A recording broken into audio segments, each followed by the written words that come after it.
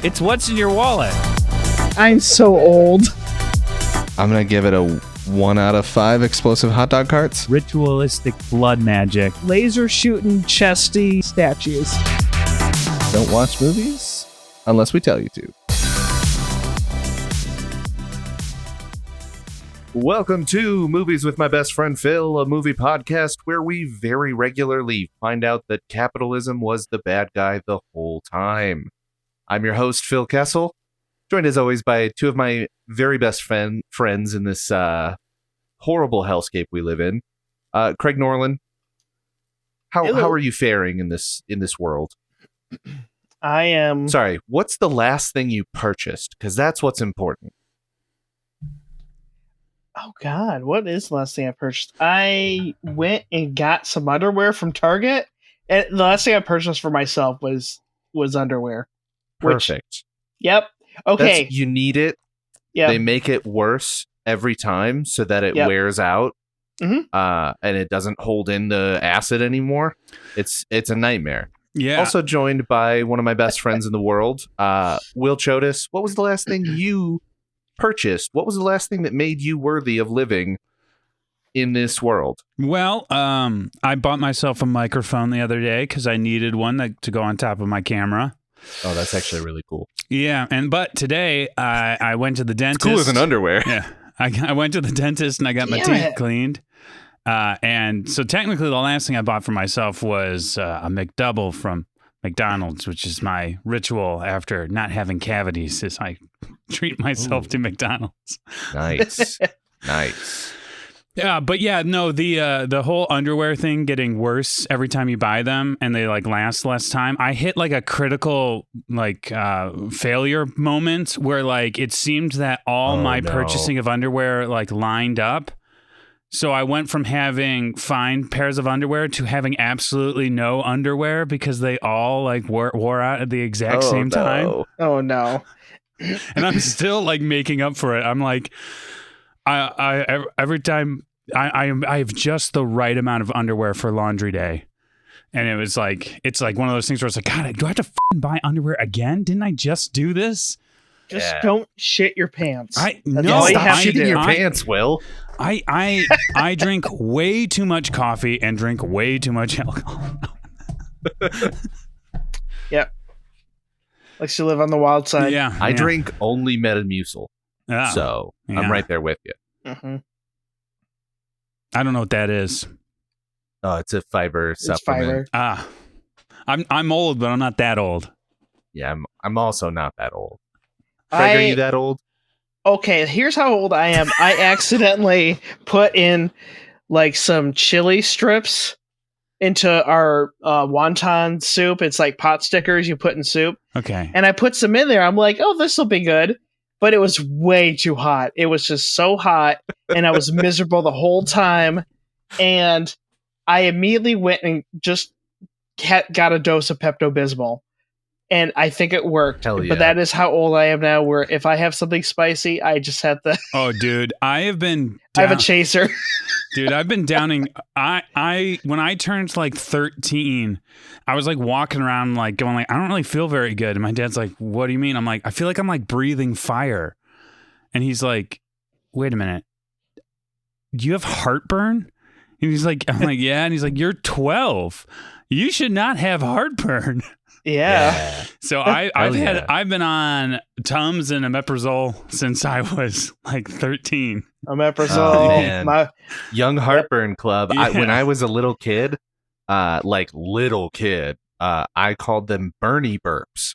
Yeah. Oh, and little Phil. It took me. There was a long gap where I forgot about them, and then as an adult, because it all left me for a little bit, and then in high school, like sophomore year, I just started getting sick all the time, and then I had a memory of like, oh yeah, this used to happen when I was young, and I called it Bernie burps. Mm-hmm. I was like, what the is wrong with my stomach? Yeah.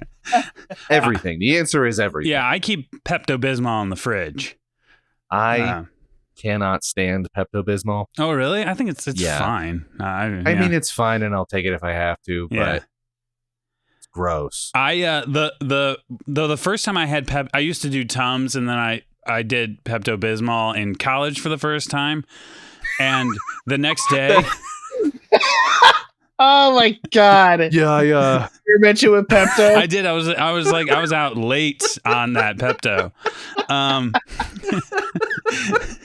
No, they don't. They hide this from you. They don't bring it up when they sing the song about nausea, heartburn, and it turns your poop black. Yeah.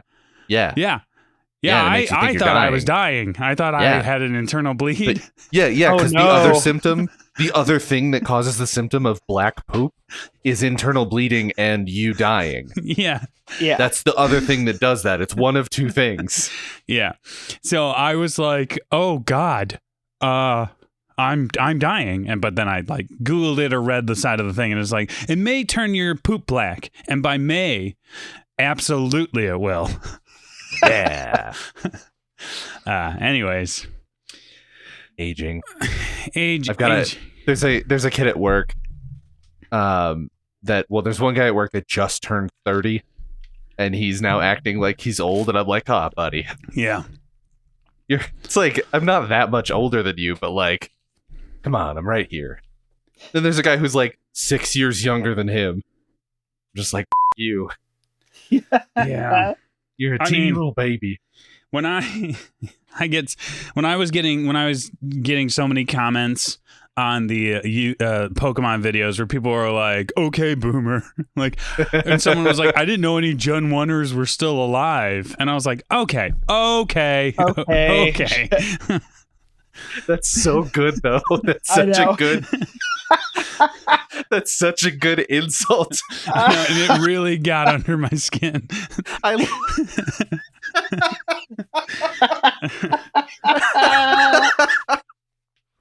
Oh, that's really, really good. Anywho, They zoned in on exactly what would get you the most. yeah, but yeah, no, it's like when. It's like little kids. Jack is like, "How old are you, Dad?" I'm like, "I'm 35." And he's like, "You're a million." Okay, buddy. Yeah. You are a million. You're a bag of bones. Yeah, I'm old. Your bones loosely held together by meat. Well, that's kind of everybody, though. Speaking of bones loosely held together by meat, occasionally you'll go to the store and buy a bag of bones loosely held together by meat. Absolutely. Keep going. And We're almost there. yeah, we're really No, close we're not. at this point. And It's occasionally, like 1 degree over. yeah, and occasionally it'll be in the form of, say, a rotisserie chicken. And sometimes when you Yes. go and you pay at the self checkout thing, it'll be like, "Hey, are you a member of our Kroger club or whatever, or our Yes. store Uh-huh. club?" Yeah, And you're absolutely. like, "I am, but it's under my wife's name, and I haven't memorized my wife's phone number yet because I'm not a real adult. Yeah. So I need to pull something. Need to pull the physical card out, and I usually keep that in something. Yes. Gosh. Yes. And What that thing is the thing? You reach It's- into your pocket. It's and- not your phone. It's not your keys. It's your rotisserie wallet. chicken. Oh. That's right. It's the segment where we reach deep into our best friend's pants and whip out some recommendations. It's what's in your wallet. Hey, Craig, what's in your wallet? So What's in your wallet? They were pirates, right? yes. Vikings. Okay. Vikings. It was close enough. No, there was What are Vikings No, there if was not pirates. land pirates? there were pirates in one of them. Vikings are or seafarers. That was the whole thing. Is they fared the sea across and got to England, and England's like, "Who the hell are you?" And they're like, "We're here to kill you." And they're like, "Well, that's no good." Yeah, maybe. Not yeah, maybe that's what it was. Maybe in your history book. Anywho, Craig, what you got? Oh, I'm allowed to talk now? Yeah, man. Until I interrupt you again. Yeah, exactly. Okay, so for that, I'm going to punish you guys by adding 2. Yes. Punish me, Craig. Oh, yeah, you like that, don't you? I don't care for this. I went to a double. I went to a double feature last night because I'm really dumb. But our local theater is doing Back in '84, which is the whole week. every night they're doing a movie from 1984. And I had never seen Karate Kid. Oh, And so I went and saw that last night, and it was delightful. Wax on, wax off.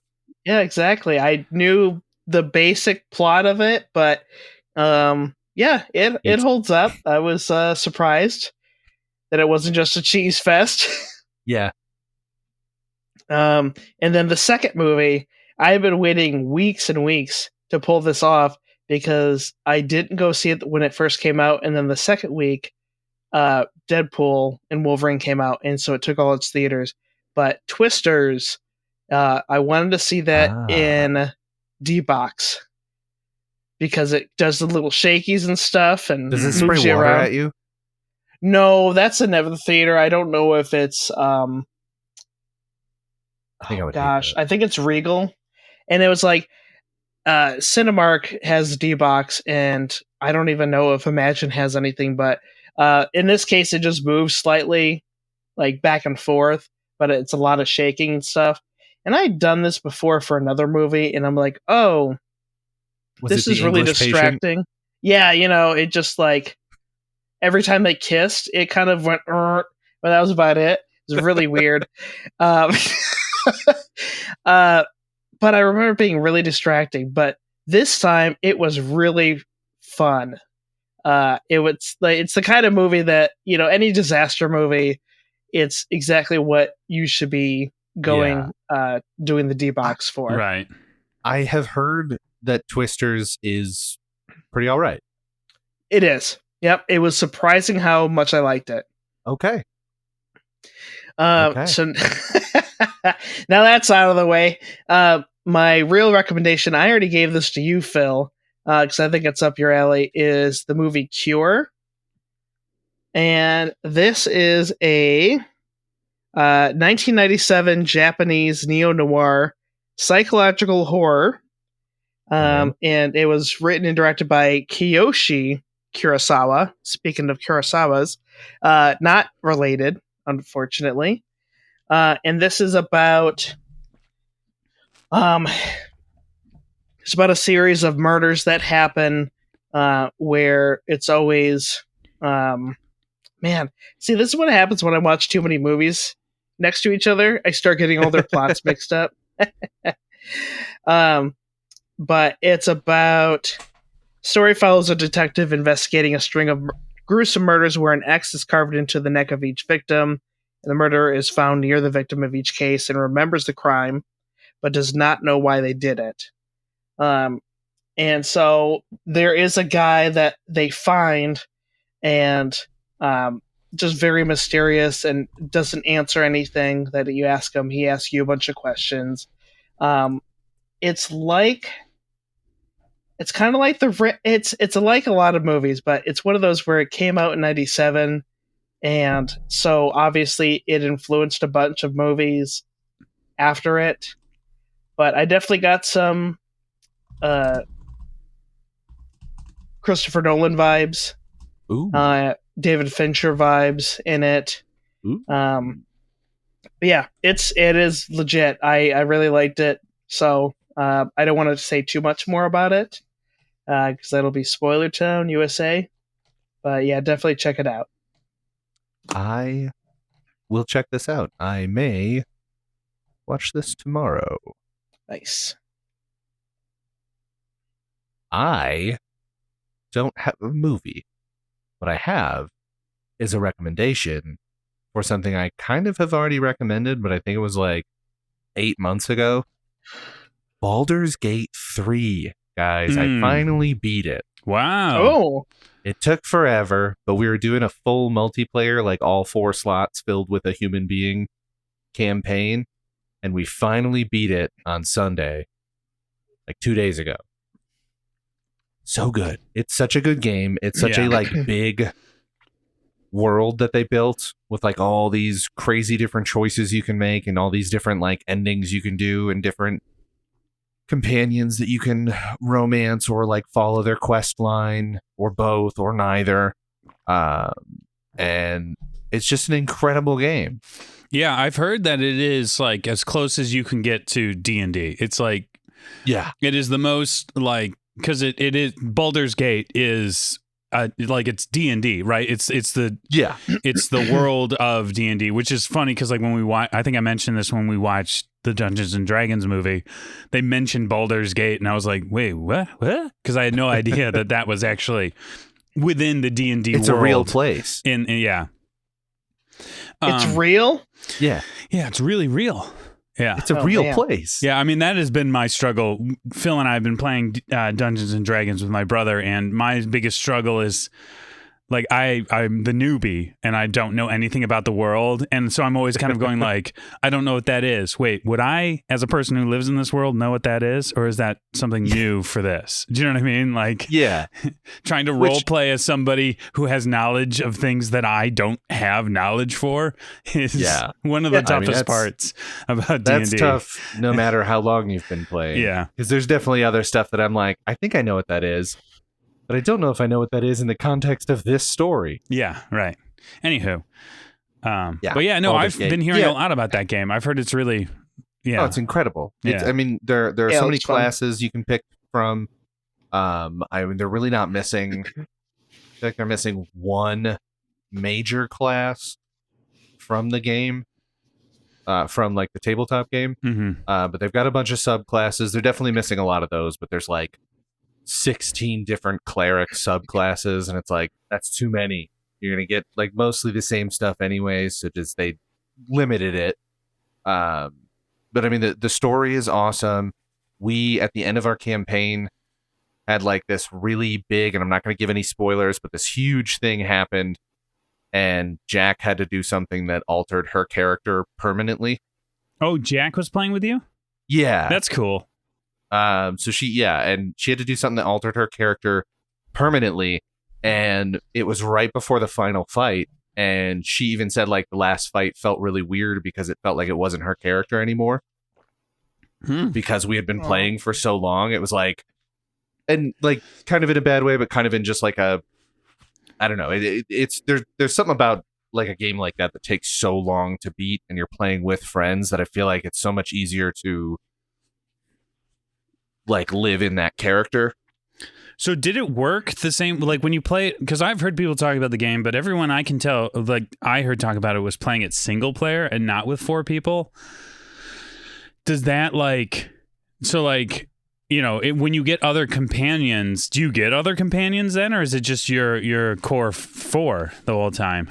So it depends. They've got like the main, so you've got yourself and then what they call the origin characters, which are like the main companions. You'll see them on like the cover of the game. Those guys are the ones that would be in your party if you're playing single player. When you're playing multiplayer, you don't get those guys in your party unless if you have 4 people. You have 3, obviously you'd get 1 to swap in and out. But there are other companions that are sort of temporary that will sort of just follow your guy specifically. Like at the end, Jack, the way we had done the final fight, we had one of our allies was following Jack, and Jack was controlling them. So we essentially had, I think 5. We might have had 1 or 2 other like little companions with us. So yes and no, I guess. Yeah, as an answer to the question. I think it's a really cool. You said like it's the closest thing to D&D. Yeah, and it definitely is. I think in some ways it's more accessible. Sure, because you don't have to learn. You don't have to learn all the rules. Yeah, it has the video all at game once. aspect. That's the reason why video games, are so fun, is because like you don't have to learn. Like that's the hardest part about playing D&D, for me at least, is like every time like it's like, okay, I have to attack the monster, and you're like, okay, am I doing what am I rolling the right die? Am I rolling the right bonus damage? Do I have advantage in this moment? Do I have this? Yeah. You're and trying that's to not remember. even talking about like strategy of using your character Yes. specifically. It's just Yeah. like the mechanics of the game you have to learn. Yeah, right. So, yeah, no, I mean, the fun part about D&D is you can kind of just like, you can essentially do whatever you want because you're dealing with a human being as opposed to like a computer that's like, well, you can't go there. The end of the conversation. You know what I mean? Whereas like when we're playing with Mike, we'll be like, what happens if we get this snowman automaton drunk? And he's like, got to figure out how to make that work because that's what we wanted to do, you know? That kind of stuff. That example sounds weirdly specific. I know. Huh. Interesting. Yeah. There was a clip of Baldur's Gate 3 going around, and it's like one of your friends in your party, you almost blow him up, and so he's very put out. But just like the whole conversation you have with this guy, and the voice acting is so good. Yeah. And just like the dialogue itself was just really funny. I'm sure there's lots of different moments in it too, but it was just that just having that little clip, I was just like, oh, I want to play this because this seems like it's going to be good throughout. It's so good. I honestly, we just finished it on Sunday. I would literally start over and play through it all again. It's so much fun. The playing with 4 people was occasionally incredibly frustrating. Yeah. Because of the way our party was, I would very often not get a chance to do anything. Ooh, that's no fun. I mean, I'm exaggerating a little bit to get my point across. There were definitely times, though, where it was like, hey, I'm attacking this guy, and then 2 other people would come in and kill that guy, and then they can move faster than me, so they'd get to the other guy. Yeah. And I'd just be kind of stuck. And I'm like, Yeah. oh, but I was... Yeah, Oh, when okay. that's like when you play board games or tabletop games and stuff like that with multiple people. You even if it's a co-op game, that can end up happening quite a lot. Where you're like, I want to do this. Like it feels like the game is being played for you a little bit. Like that's one of the reasons why for a while I really liked co-op games, board games. But then after a while, I kind of because the strongest personalities end up taking over when you play those types of games. Do you know what I mean? Where so like they'll just like kind of tell you what to do on your turn, and you're just sort of like, okay, I guess that's what I do on my turn, and you're like, I don't feel like I'm doing anything anymore. Yeah, there's that balance between like what is the like best. And that's thing where like for you all can of have us it to do. You know, that's where D&D still in a weird way can be superior playing with your buddies, because if you have a smart and empathetic DM who notices that or like hears you say something, they can create a specific scenario for you where you can feel like you're participating more, or The game et cetera, can adapt et cetera, to et cetera. you and to the table. Yeah. Yeah, I feel like Mike does that whenever we play, and I start whining about something. Somehow there's a solution the next time we play it. It's like, oh, that's interesting. Oh, interesting. Weird. That was the exact thing I was I complaining should about. start complaining that I don't get to play 4 different characters. Yeah, you Because should. then I can play 4 different classes all at once. That'd be kind of fun. Oh, Somebody stop me, because I'm going to keep talking about D&D Okay, and it's my Baldur's turn Gate now. for hours. well, let me just say something real quick. Not Okay, about let's keep that. talking about it. Phil, Yeah. you and Jack did not go see Borderlands, did you? No. So here's what we're going to do with Borderlands. We're waiting until we get back to Michigan, Okay. and then we're going to have a big watch party. Okay. And I am not seeing that movie. A, I'm not paying for that movie. No. And B, I'm not seeing that movie sober. No. Mm. There will be some form of impairment attached to my body and my mind, because it's going to be... Now, here's the one thing that I'm a little excited about. It may genuinely be a record for one of the worst movies I'll have ever seen. And that's kind of exciting. It's going to go 'Cause up against Cats. I can almost certainly say I'd rather watch Cats than this movie. And I haven't even seen this movie. Yeah, because this It's is got like a this 3% on Rotten Tomatoes right now. Yeah. Yeah. It's going to be so bad. Yeah. They made every decision they decided wrong. Every single one. I was watching the Red Letter Media about it, and they were talking about how Craig Mazin had done the original script, but then Eli Roth came in and changed most of it, and so he had to use this. He didn't want his name on it anymore, so it's not Alan Smithy. You can't use that anymore, but it's a different name. So when you see the writers on there, it's not going to say Craig Mazin. Yeah. Huh. God, it's gonna be so bad. It's gonna be so bad. Yeah. I don't want to pay money. I genuinely want to pirate it. Like I don't pirate anything, but I would like to pirate this specifically, and then I don't need to pirate anything else. This doesn't deserve anyone's money. This deserves to lose money. And I'm pretty sure Deadpool in its second weekend beat the opening weekend by like an absurd amount for this movie. I watch one of the channels I watch is Dan Merle, and he does charts with Dan, and I think it was like 4th in its opening weekend, and that was behind it was behind Deadpool and Wolverine, but even a couple ones that like it barely beat out Despicable Me 4, and that might have done better than it. And that's been out for forever. So, Joe Crombie is who Craig Mazin goes as when he doesn't actually want his name on a project. Yeah. So it'll say Joe Crombie wrote it. All right. Good to know. Yeah. All right, Will. Now you may go. Okay. Now I may go. And I was really hoping something would come to me. But so far, nothing has, because nothing new is going on in my life. I'm not doing anything new. I haven't been able to play any new video games in a while. I don't, there is literally nothing in my wallet, guys. I don't know. You've opened it and a cartoon fly. Has flown out of it.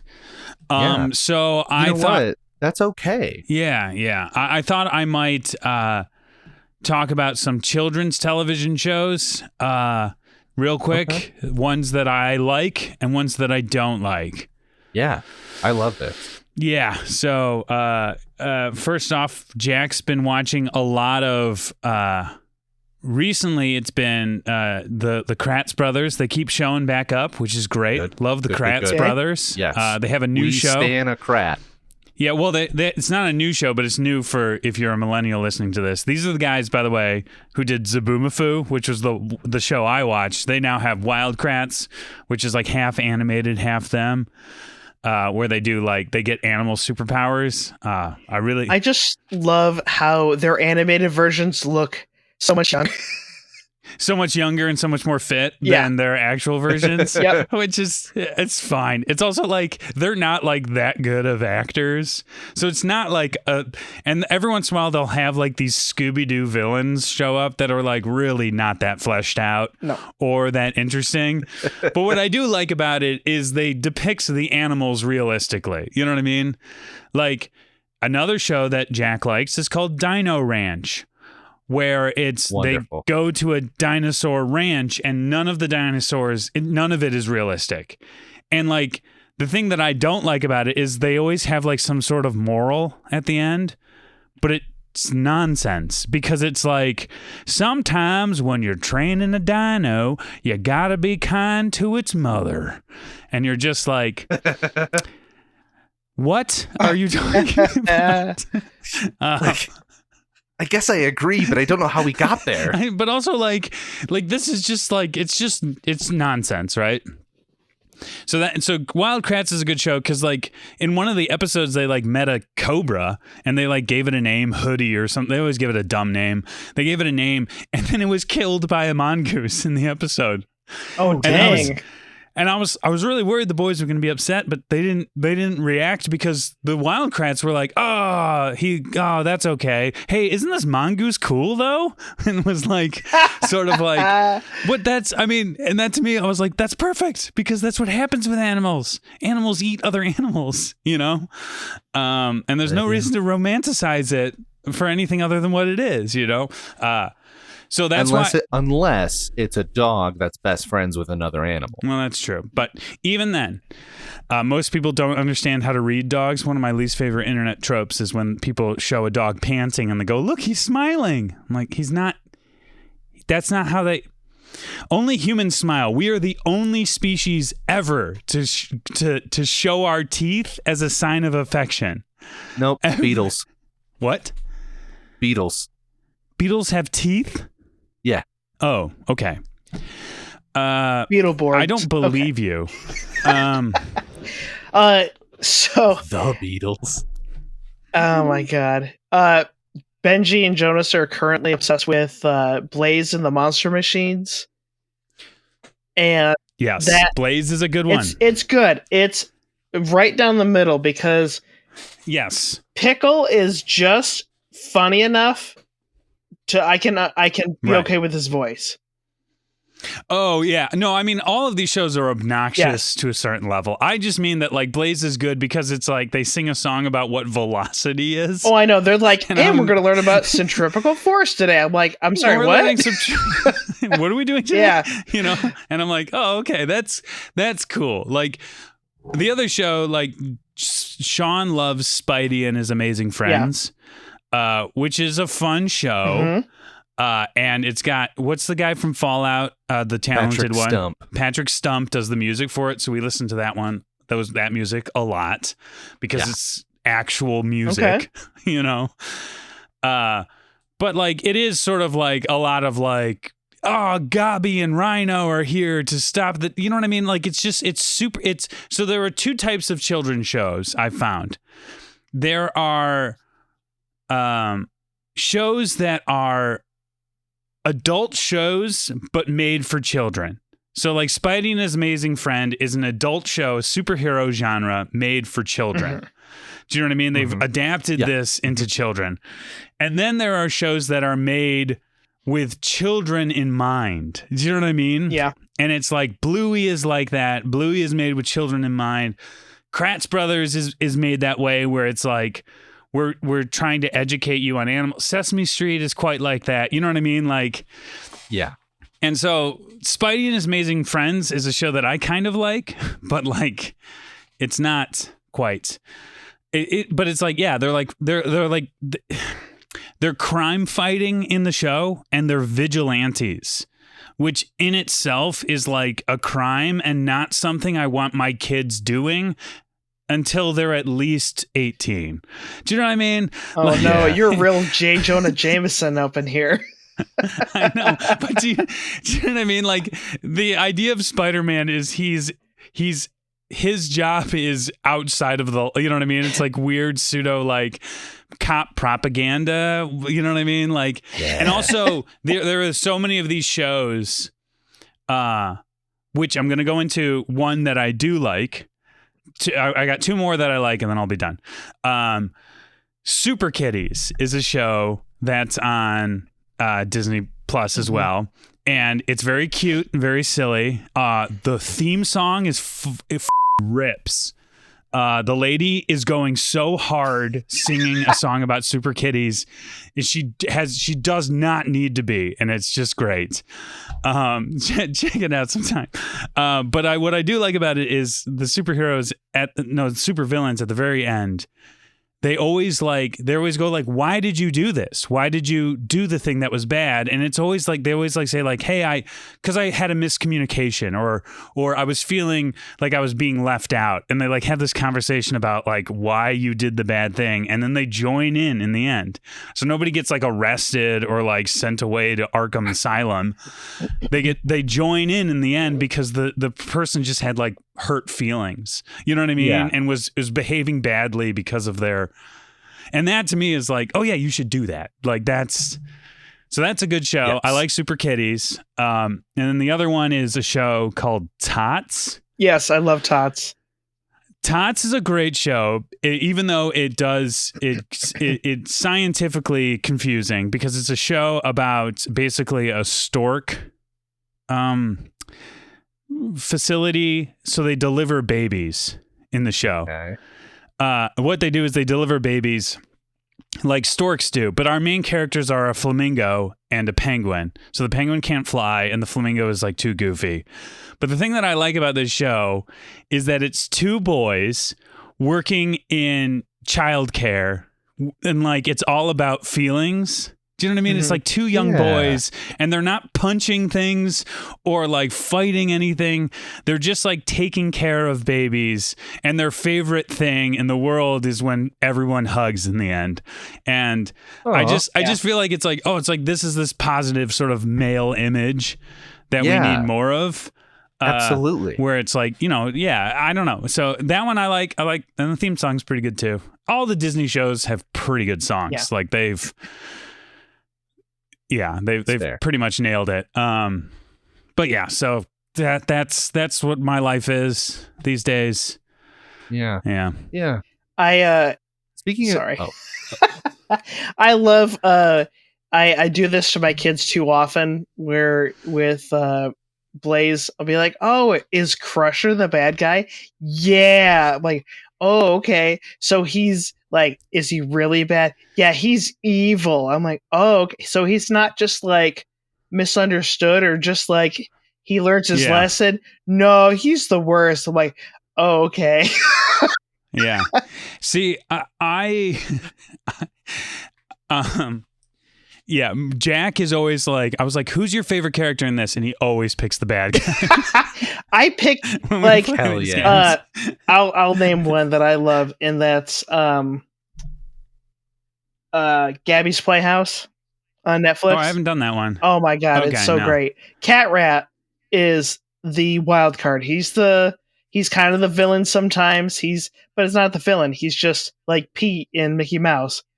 He gets into trouble, but half the Right, time, it's just PJ's dad, Yeah. and they order that pizza that I yeah, still want. oh yeah, but half the time he's just with them and everything's normal. Yeah. And so, Yeah. but I'm just like, yeah, I like those characters are interesting to me. I always like those ones the best, just because they're not, Yeah. boring. They're not like super like one dimensional, like, oh, I'm just the hero type character. Your Vegetas. You're what? Vegeta. Sure. Yeah. Vegetas. Vegetables. Yeah. Phil, what were you about to say? Oh, I was gonna say, speaking of Disney music, we watched a movie this week. Oh, yeah. Perfect segue. We watched High and Low, which is so in Japan and Japanese, a Japanese movie, and in Japanese it means heaven and hell.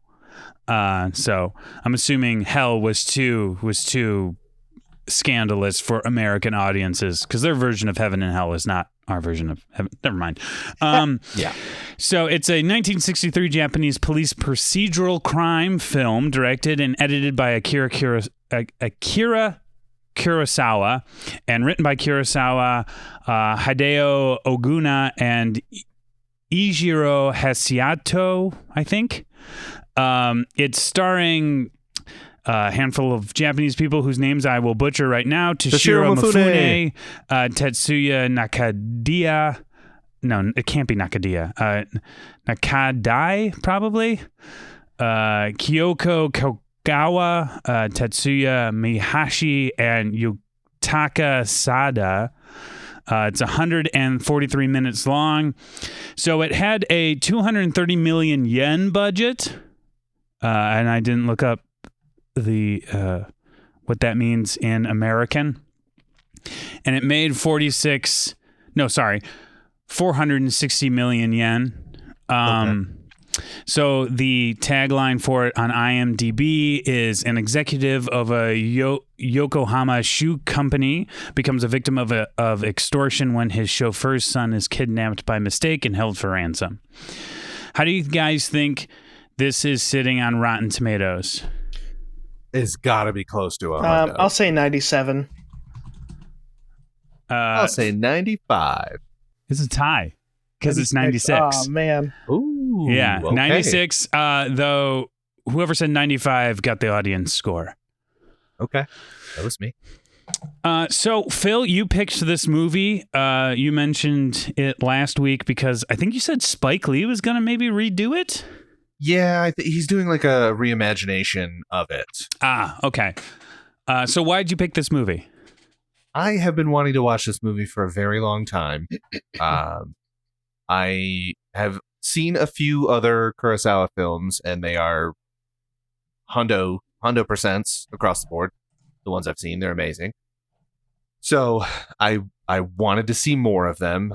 This one was intriguing because it's like a very early police procedural crime drama, which is a genre I like, and then I kind of got very out of because at least TV show wise, it's all propaganda and it's weird to watch now. Well, it's also like as like a person who's aware of things. It's the default television show. Yeah. You know what I mean? Too. Like it's like literally That every too. show is like even what Scooby-Doo is. Batman is it. Everything is that, you know? Yeah. So I love-hate relationship, I guess, with the police procedurals, but this is much older. This is like, I think, one of the like way early police procedural mystery thrillers, sort of very influential in the genre. So I've always wanted to watch it. I sent you guys a YouTube video of 3 like scenes of blocking in this movie. I had watched that YouTube video like a year and a half ago, and I was like, damn, I gotta watch this movie. And then I watched the movie, and it just did not disappoint. It did not disappoint. Yeah, I watched that again of the video right before we recorded, just so I had it fresh. Yeah, it's, if anyone listening is interested, it's a Cinefix video. It's like 3 brilliant moments in blocking or something, and it just goes over 3 scenes from this movie where the blocking, which is where the actors are like in the stage depth wise and left to right wise, and like how they move across the stage. What this movie does so well, and certainly at the beginning, is like using that to frame characters like physically, but then also, I don't know, let's get into let's talk about everyone else's opinions. Craig, had you seen this before? I hadn't. I've seen a lot of Kurosawa's, like his well-known, Yojimbo, Seven Samurai, Rashomon, Throne of Blood is really good, Hidden Fortress. But I have not seen any of his non-samurai movies. So this was... that was the other reason I wanted to watch this, because it's a non-samurai one. So, and this is, I didn't realize this is a latter day. Like, this is after all of those. Like, really, the biggest hit he has after this is Ran in the 80s. Yeah. But in my general thought, I would like to watch this again because I was very tired. Will Did you pull a Die Hard and fall asleep? I didn't fall asleep, but especially at that last part where he's in the club, I just zoned. I was out. Like, I was. Oh, okay. Yeah, that part. Both of us were kind of zoning out. It was one of those moments where we started like talking. Yeah. It's a long movie while paying attention, but then I'm like, oh no, we're not missing. Nobody has said anything for like 20 minutes. Yeah. Like it's so we're not missing. Yeah, anything. it was one of those things where I love the movie. I know I'm missing something from it, and it's but like that. My only thing was everything was going great until they were tailing the perp, and then he's like is at a club and he's doing his thing. But I've heard plenty of people who were like, "Oh, that's such a great scene," and I'm like, "Okay, maybe I was just too tired to really like." Yeah, it did feel like it had a third act slump because, for the most part, up until that point, there was a mystery to be solved. Yep. You were going like, what is going to happen? You know what I mean? Like, who did this? Why? Et cetera, et cetera. And so when we got to that third act, I think that mystery had sort of, for me at least, dissolved away a little bit, where I was just like, we know who it is. We know he's guilty. You know what I mean? And now we just need to catch him. So it started to become frustrating, which was sort of like, I think, maybe you like sort of empathizing a little bit with the cops at this point, because it's frustrating that they can't get this guy. And I read just the teensiest, tiniest bit before watching this or recording this, after watching this, that like Akira oh my god, what is his name? Akira Kurosawa wanted to highlight the like sort of kidnapping loopholes in the in Japanese law. And so like he wanted to point out that like this is not right, that that someone could get away with this stuff if they like found this loophole, or et cetera, et cetera. You know what I mean? Okay. And so like I feel like some of that was like sort of him going like, yes, we have to do this the right way, you know, in order to get this guy for a bigger crime, because he deserves the bigger punishment or whatever. And so I feel like some of that was like, I don't know, it felt like it had already been solved, and so my interest at that point was also waning, I think. Because okay, so I'll go into my reaction. I liked this movie quite a bit. I liked it a lot. I do think it's overlong, but that might just be me being I always just want to go home. You know, like it is actually the first Kurosawa film I ever saw. Oh, really? Yeah, I was like, I've seen him before.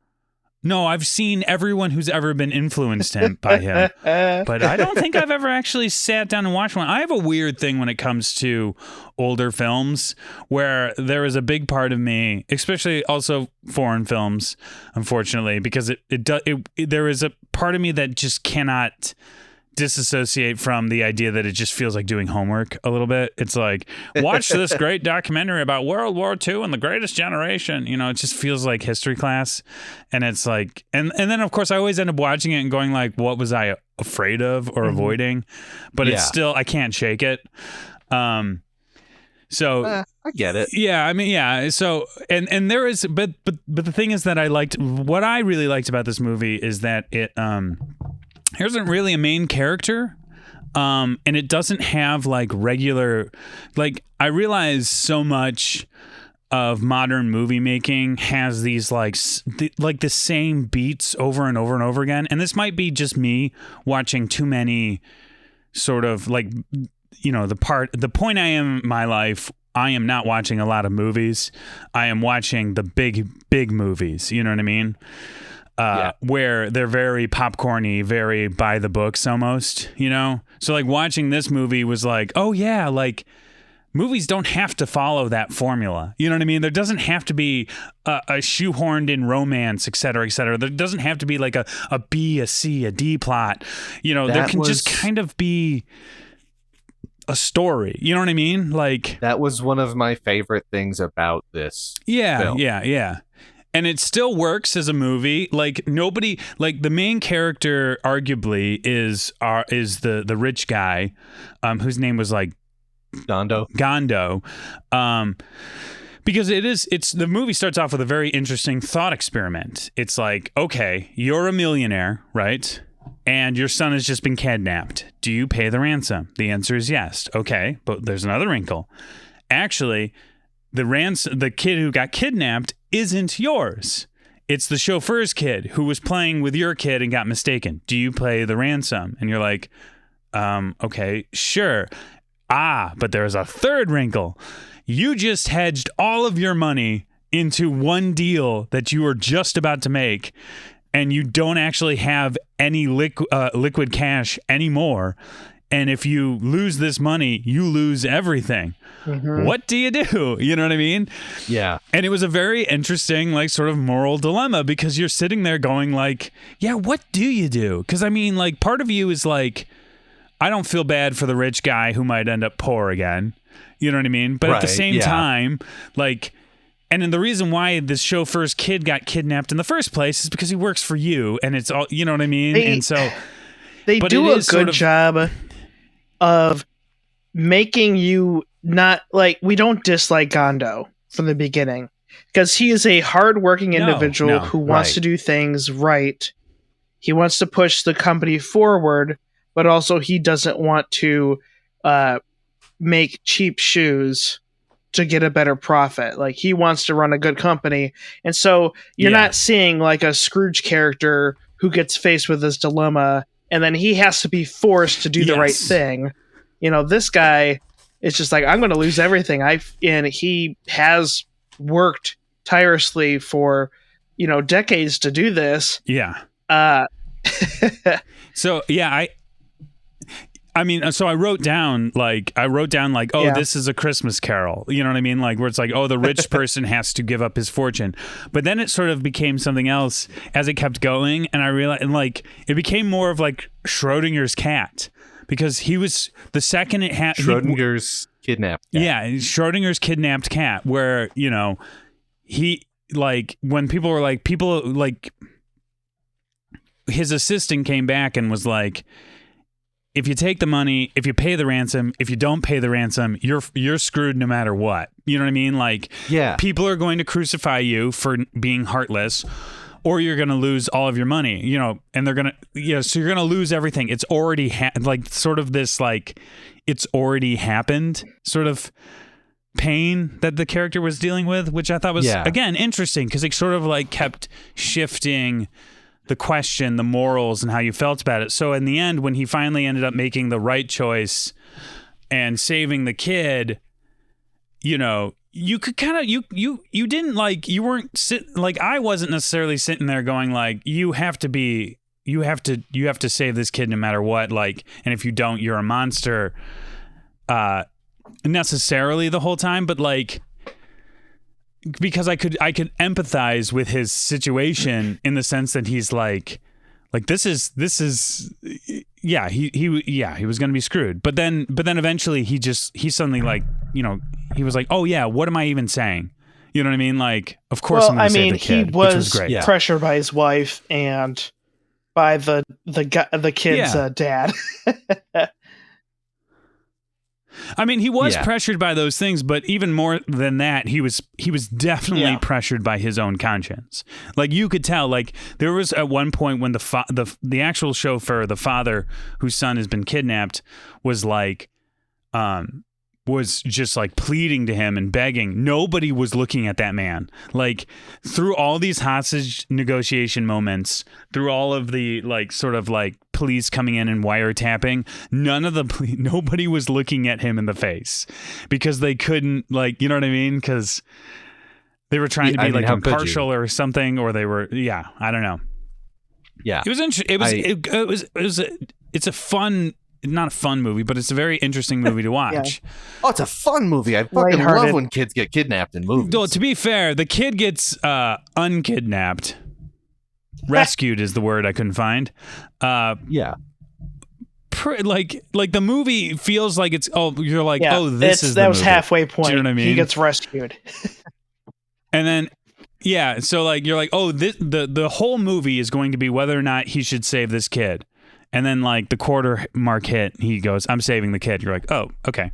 Well, now the movie is about getting the kid back. And then halfway through the movie, you're like, oh, they got the kid back. Okay. Wait, what? What's the rest of this movie then? It then became a very interesting police procedural, where it was like literally you were just sitting in on meetings where they were slowly but surely figuring out how to narrow down where this guy was from. You know, you were watching the detective work happen. Yes, yeah. Which I thought was really cool. I feel like that's not normally, it's one guy working late. Yeah, this is has red string on a board, and he's like, "Oh, it's absolutely this guy. I know it."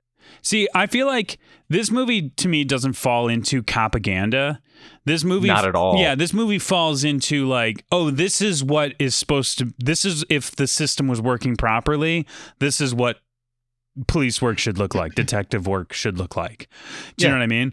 Like, propaganda to me is more like what you were just describing, where it's like, it just takes, it's like, well, it just takes one, it's like, I hate to use this movie because I love it, but it's like Beverly Hills Cop, where like Eddie Murphy's just like doing whatever the hell he wants. Yeah. In that whole movie, and like just like breaking every law ever, but he gets results. he gets the bad guy, so it's okay to break So it's the law. okay to be. But it's like Law and Order, where it's Yeah. like it's okay to abuse suspects and abuse your power as a police officer, because Elliot Stabler, damn it, you get results. You get the bad guy yeah. most of the time, Yep. And when you don't, Yeah. you're sad about it. so it's okay. So that means you're a good guy. I really enjoyed the length of this movie. I really enjoyed that it feels like two distinctly different vibes throughout. I think it's, to be blunt, it's the high and low. We start the movie in the like fancy rich guy's house. It's air conditioned. It's like 100 degrees outside. Everyone is sweating their ass off. And we're in this rich guy's house, and he is fit check on Toshiro Mifune. He's got like this rad outfit on, which includes a sweater. We're in the middle of summer. Everyone else is sweating. He's wearing like a cardigan. Yeah. So like he's very comfortable, to the point where it feels like the logic in that house is like skewed, where, it feels like of course you should always pay the ransom to get the kid back, because it's a kid. It doesn't put your life in ruin to save that kid. That seems like, at least to me watching it, I'm like, that's the obvious answer. Yeah, right. And they're all, even the dad of the kid doesn't speak up until he hears his son's voice. And that's the second or third call from the ransomer. He doesn't speak up and say, please save my son, until then. He doesn't really say anything, or at least not much of anything. And I feel like being in that like super comfortable environment is part of that. And then he finally gets shocked out of it by the voice of his son in like this horrible position, and realizes, well, it's not, air conditioned everywhere, in more of a broader sense. And then the second half of the movie, we're in this like, we're like in the slums. We're in the exact opposite place with the exact opposite people. And you see the sort of like the essentially how the other half lives. We watch this killer, the kidnapper / murderer, just sort of wandering around doing whatever he wants. He just experiments with like heroin at one point to see if it's pure enough to kill someone. He does that by killing someone else. And it's like, it's really, that whole scene was really weird, but I thought it was so cool, because it is just this like stark difference between the first half of the movie and that, where the world isn't as comfortable as you think it is, but it's also not as bad as you think it is. Right. Like that I don't know. There's something really cool about that. He used like heat, just it being hot, which is funny because we just watched Do the Right Thing, which was also about the effects of heat on. It's good. No, I love this movie. I thought it was so good. I do think that they masterpiece stuck to me. the landing really well. Once they capture the guy, and then it really comes down to, you think it's going to be some big reveal, like he had fired him or something like that.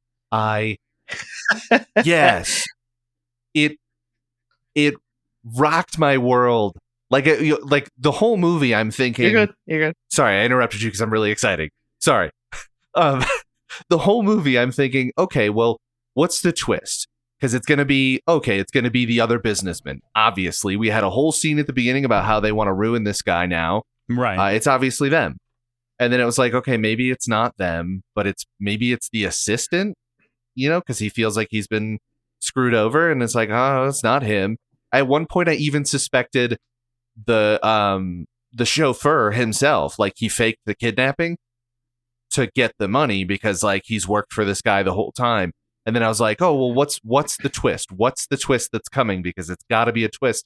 And then the end of it is just, just a guy who is envious of him and his high castle. Yep. Which to me is the most realistic thing ever, because like the guy is clearly like created some sort of like internal fantasy.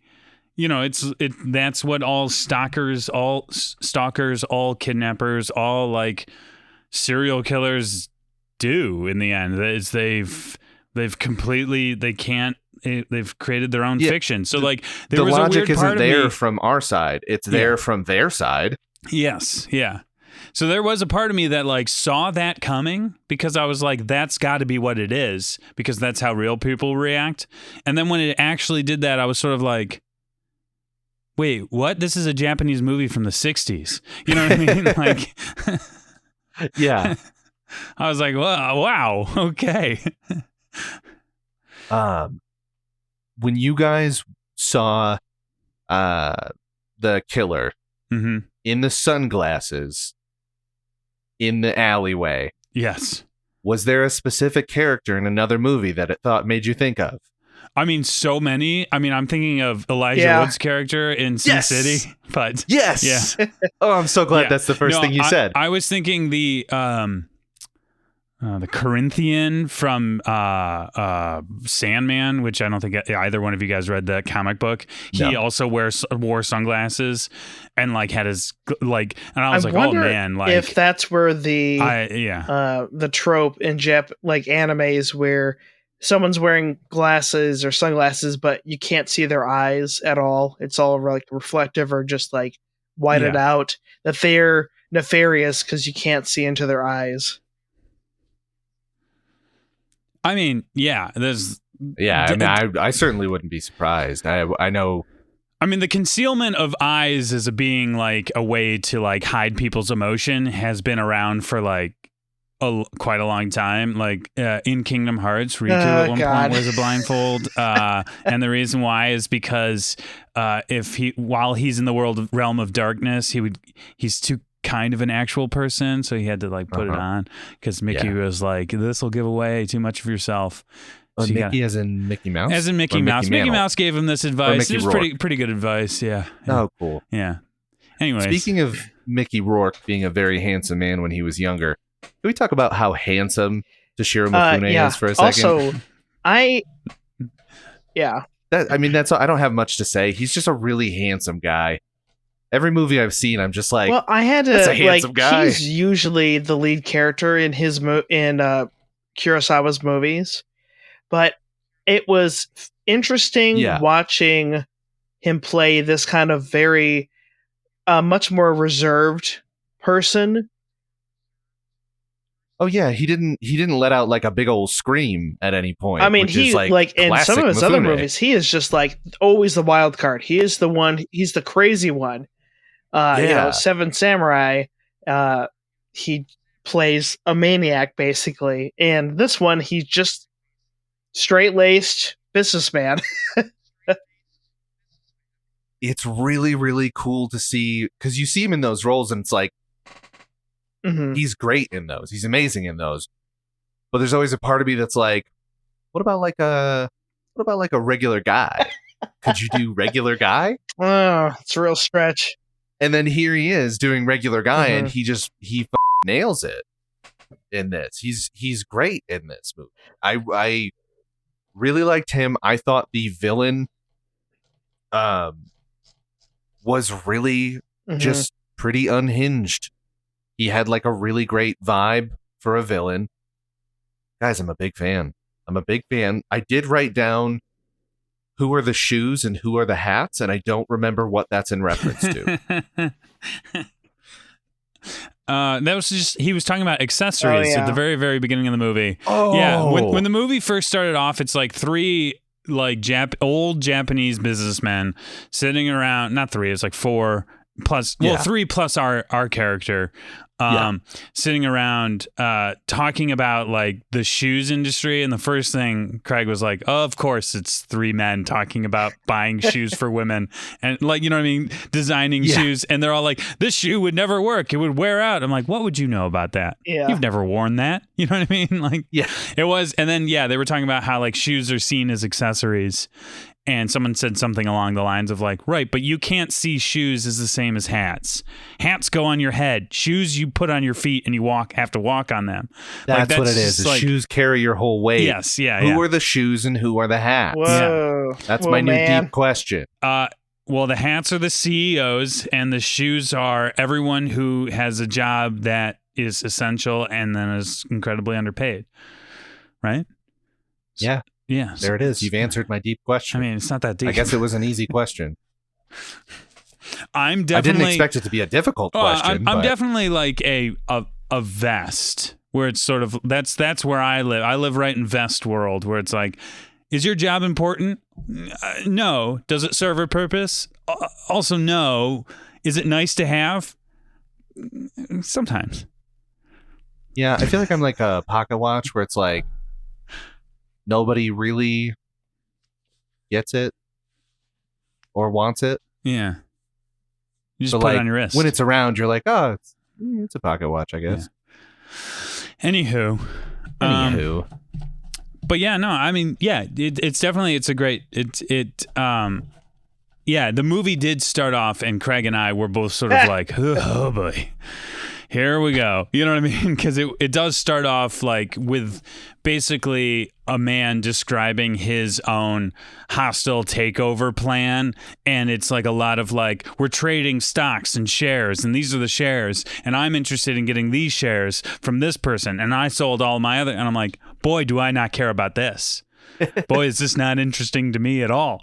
You know? oh man, I wrote down like 2 notes, and then I didn't write down any notes until the end of the movie, and I scrambled Same. to write down I did notes the exact. because I was just like, I fully in it. Yes, the on same this thing one. happened. Craig and I were watching the movie, talking over it. I mean, which is nice because they had the subtitles, so we could read and kind of talk at the same time.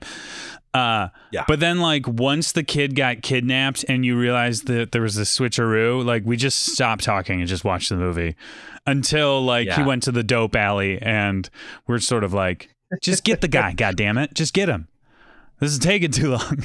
Well, it was just like Yeah. what I had said to Will was, and again, this is just my own watching too many police procedurals, that it should have been where they set up the whole trap for him to come back, but he like goes and gets the drugs, but it takes him forever to actually like go back to them because he's doing the whole like he's at the club and stuff. It's Yes. like they could have shaved off 20 minutes by just having him go straight from there. If he's panicked about this, he would have Yes. just gone right to them, not like, I'm just going to hang out for a bit. Yeah. I think the thing is that he thought the heroin didn't work, so he needed to go get more Oh, yeah, and make that's- sure that it part. worked. Yeah, there was that. Yeah. But also, yes, I just started to get weird sort of like 60s sort of like reefer madness propaganda sort of Yeah. feelings during that part as well, where like some of these heroin addicts were like acting like straight up zombies. And I know I don't have any firsthand account of what heroin can do to a person, thankfully, and like and all that stuff. But like whenever I watch a movie that's like a handful of years, like anything before Train Spotting, you're just kind of going like, do you actually know what like heroin addicts look like and act like? Because they were like, I don't know. So I did sort of feel like there was a part of me that was like uncomfortable, you know, because I was like, I don't know, you know, because it did seem sort of like they were playing up a trope in a little bit, you know. Yeah. Which to me is not, I'm not like mad at the movie for doing that, or like blaming, because, you know, it was the times or whatever, you know. And for the most part, the movie was, but that's also why I was sort of like losing a little bit of my interest, you know, because I was like, I don't really, I get it, heroin's bad, blah blah blah. I don't know. I don't feel like you're, yeah. But yeah, and then they just like they caught him exactly the way that they said that they were going to catch him, which was another thing that like to me, like maybe that's because my brain has been ruined by like the plot twist of where like every movie needs at least 8 these days, you know what I mean? Because like this movie was very much like, here's what we're gonna do, we're gonna do this and then we're gonna do that, and that's what we're gonna do, and, you know, and then they sort of just did that. I mean, there was a little bit of like, oh, what's happening now? Oh, I see, okay. But it was, and so like when they did the thing they said they were going to do, I was like, okay, great, cool. I'm glad I watched that you know, unfold exactly as you said it would. Yeah. And yeah, that's definitely my modern audience brain kind of just like going like, okay, yeah, no, this could have been an email, you know.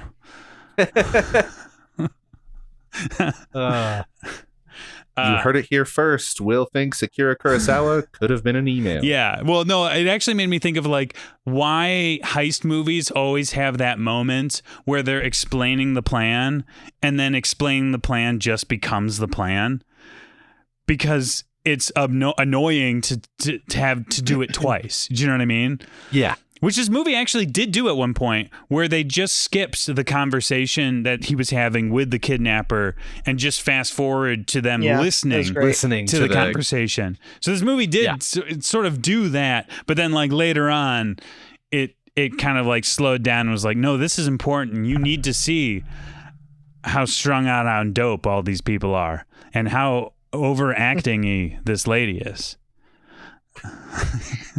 All right, it sounds like we're ready I don't know. for our ratings. So, Phil, how about you start us off?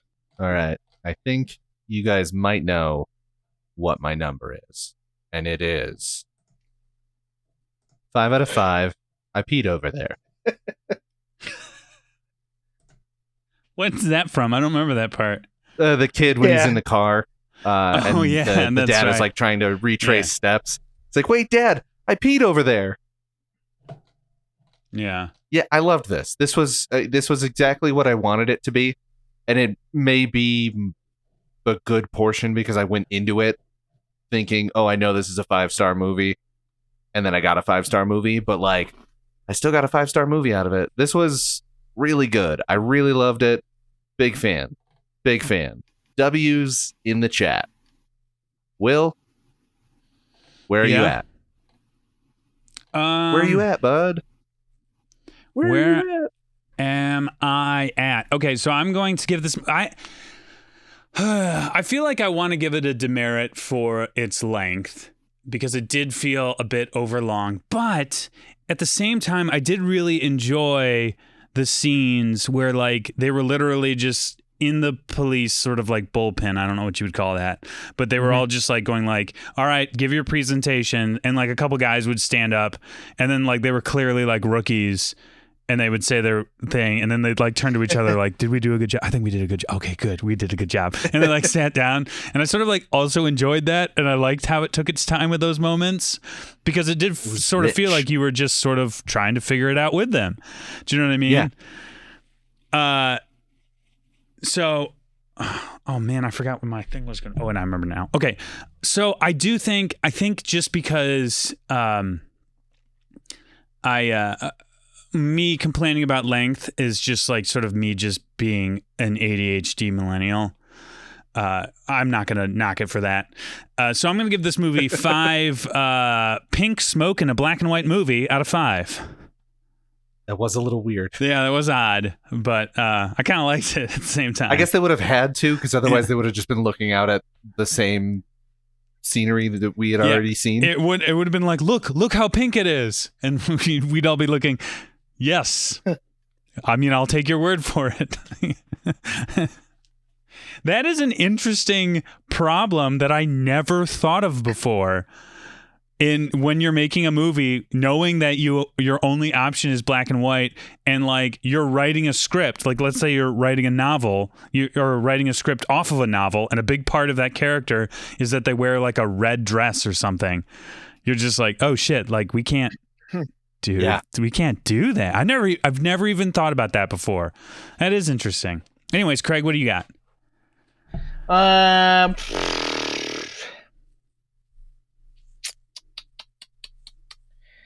You know, I really feel like my problems with the movie lie more on myself than on the movie itself.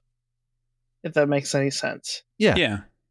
That's sort of what I concluded, I think. Yes, that's it. Yeah, it makes perfect sense. Because it's a masterpiece. I think this movie does a lot. Like, it's one of those things where it's probably the first, like you said, police procedural, where they're taking the time to actually go through all of this. And in my brain, I'm like, oh my God, I can't believe they're showing all of this. But it was fascinating at the same time. that we're getting this, Yeah. because we're just so used to it being done in a certain way on current cop shows. Yeah, and you Um, also have to think like when they made this film, they had no concept of this idea that like people would be watching movies like this on their phones or their tablets or like piecemeal over the course of a day or whatever. Yeah. They were like, you're gonna sit down and watch the whole thing at once in the evening, and that's your night. That's what you're doing. You're watching this whole movie. Whereas like you and I, like, we didn't like hire a babysitter so we could go watch this movie or something. We both struggled to put our kids down, and I limped over to your house at the end of a rough day, and we're both like, okay, let's watch this 2.5 hour movie from the 60s that's foreign from Japan, Yeah. So, and all the other gripes I have aside, I would still say that and part of what pushes it is just that video of the blocking, is using that seemingly invisible language to. Yeah, it's amazing how it just made me think more about how the director is able to speak to us without us even realizing it, by how he's placing the characters, like who we should be focusing on. Yeah. And again, if this character's over here instead, how does that change what you're perceiving subconsciously? Oh, yeah. Yeah. I mean, that is 90% of what directing is what you see in the frame and how, you know what I mean? Like, and that took me a really long time to understand. I thought directing was like telling the actors what to say or how to say their lines and stuff like that. It's like, no, it's not so much that. It's more like, what the frame sees, anyways. Yeah. So I have to give this 5 out of 5. Old men designing ladies' shoes. Right. Yes. That's all I can think about. Yes. Another 5 out of 5. Another Best Picture. All right. So, is it my turn to pick a movie? Yep. Okay. So we are going to go right back to the 60s, and we're going to watch the first Planet of the Apes movie. Oh. I've been wanting to watch. This is a movie that is all over the place in terms of like pop culture. You know what I mean? Everyone talks about it. I've never seen it. Me too. I know all the twists and turns. I feel like I know the exact plot of what's going to happen, but I want to just see it and have an honest reaction to it. Yeah. Because it's just been on my list, and part of me because they all showed up on Disney Plus, I kind of want to watch all of them just to see what they were. Because Planet of the Apes is confusing to me because it was a movie, and then it had a sequel that was in theaters, and then it was made for TV shows. It was sort of like it had a bunch of movies that came out, and then it was remade, and now it's still being remade. And I'm just kind of going who is this for? Who is this for? You know what I mean? It's weird science fiction dads from the 70s and 60s trying to but all the weird science fiction dads from the 70s and 60s are dead now, so I don't, who is this for? I don't know. It's confusing to me.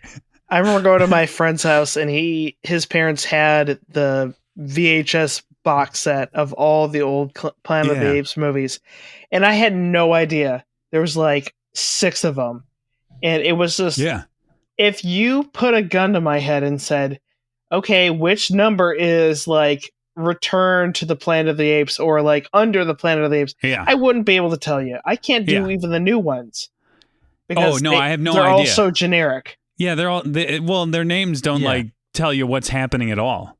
The Rising War for the Planet for the Apes. Yeah. And also there are multiple timelines within the original Planet of the Apes sort of going on as well. The Planet of the Apes, oh man. They it's one of those franchises that they just they were just yes-anding themselves into Nonsense Town. So Yeah, that's what This I is want to watch. exciting. Let's do that. All right. Cool. Thank Oh, you boy. for liking and subscribing to the podcast. We're on Instagram, Facebook, YouTube, and TikTok. If you want to tell us how you felt about this movie, who was the real bad guy in the end? It was the kidnapper. I'm just kidding. All right, so this episode was brought to you by my wife, Caitlin Chodas. My wife. Oh, Craig, come on, really? So if you're interested in hearing your name shouted out and want to help support us, consider becoming a patron at patreon.com/mumbleandshrug. If you like what you heard, consider leaving a review on any of the platforms we are on. Give us a like, a share, smash that. Thing.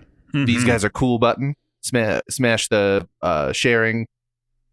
Smash all the buttons. Smash every button on your phone and in your house. Mhm. That's all for this episode. I'm Phil Kessel. I'm Will Chodas, And I'm Craig Norland. and that's it.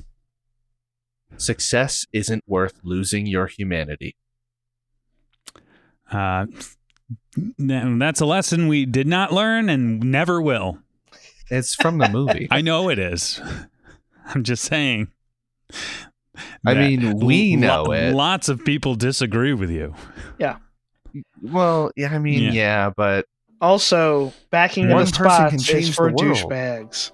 That's true. You back your car into a spot at Kroger, I will judge you, and it won't be nice.